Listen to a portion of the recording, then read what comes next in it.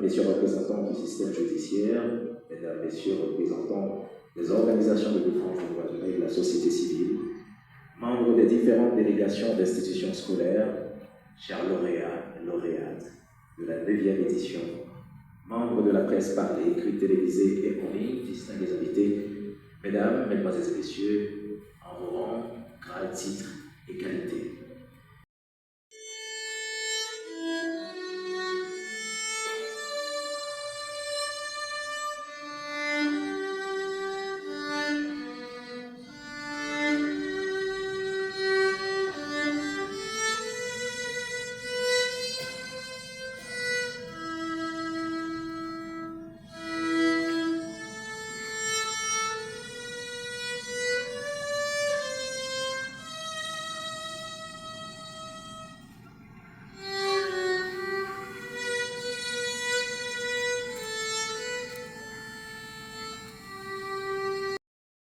Pourtant, en 2025, malgré les combats incessants de notre peuple, d'anciennes menaces ressurgissent et freinent notre quête collective de paix et de justice.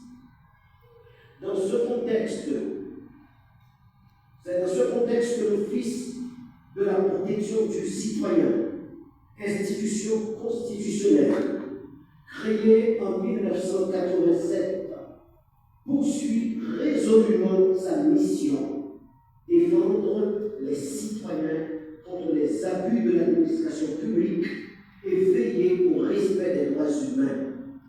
Avec une équipe engagée, nous avons le devoir de garantir impartialité, efficacité et protection des droits essentiels, tels la vie, la santé et la dignité. En mars 2025, nous avons publié un rapport thématique sur la situation dramatique des personnes déplacées vivant dans des camps de fortune. Ces compatriotes ont été contraints d'abandonner leurs maisons, leurs biens et parfois leurs proches pour échapper à la violence des gangs dans la zone métropolitaine de Port-au-Prince, dans l'Artibonite. Interrogés par ces enquêteurs, ils n'ont que seul souhait rentrer chez eux.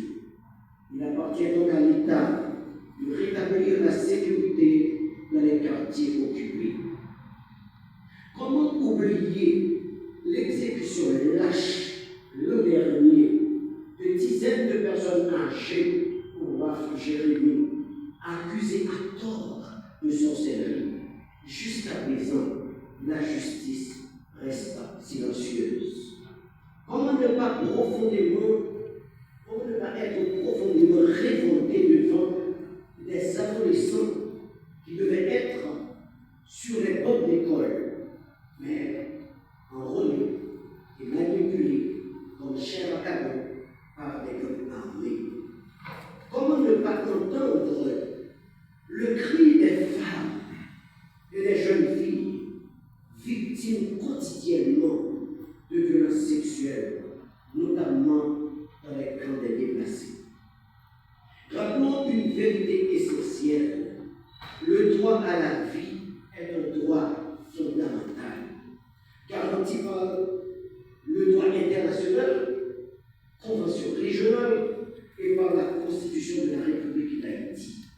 Ce droit impose à l'État non seulement pour construire le présent et construire l'avenir.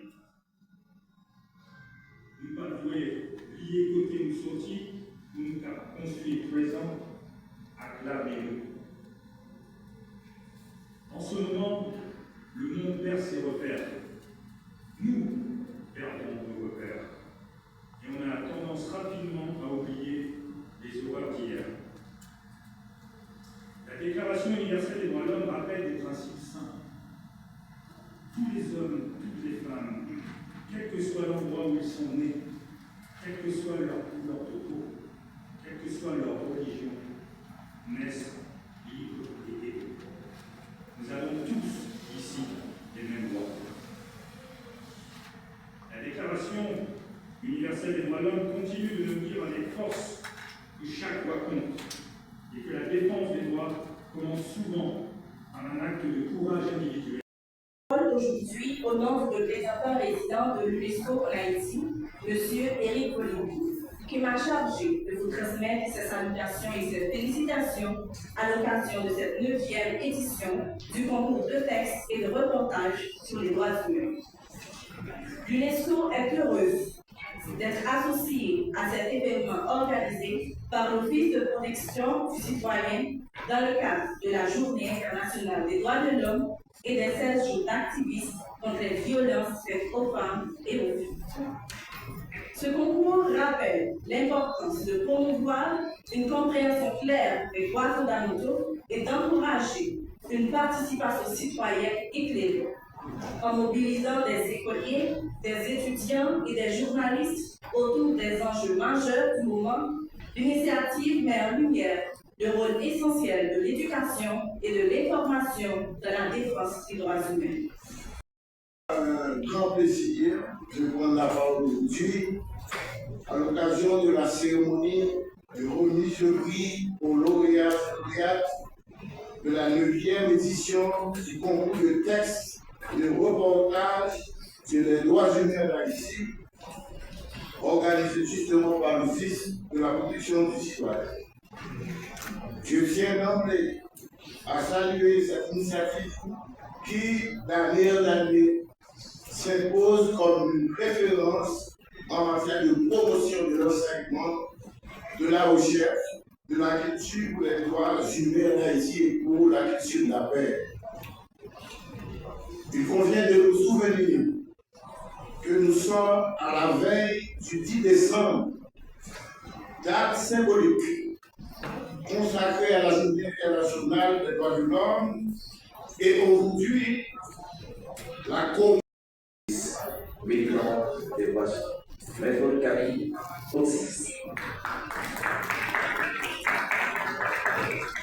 Honneur et décerné à Maître Camille Otis, en reconnaissance de votre engagement constant et votre contribution inestimable en faveur de la promotion et de la défense des droits humains en Haïti.